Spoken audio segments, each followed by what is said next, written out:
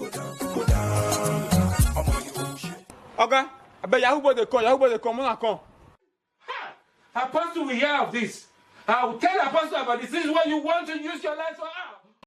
This is a stolen car. Not mine now. Now Yahoo boy be. Come Yahoo. down. Excuse me, you. We know that you be internet firster. Yahoo you. Come me down. Yo, come me down fast.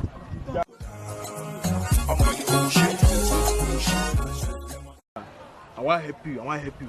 If you don't want to go prison, just give us 1.5 million. Make it just a go. Bro, see that level be now. Only 500,000. I feel just deep like this now. Oh, but that was small. But no, we'll manage them. Okay, bro. You don't transfer? Sure, now, yes, now. You know you can be prosecuted for that.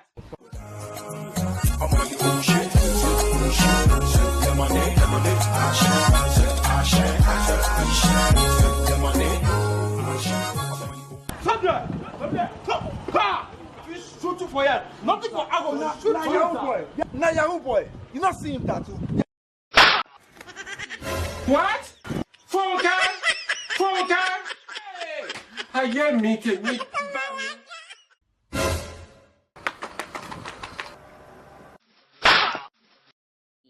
What? Phone card?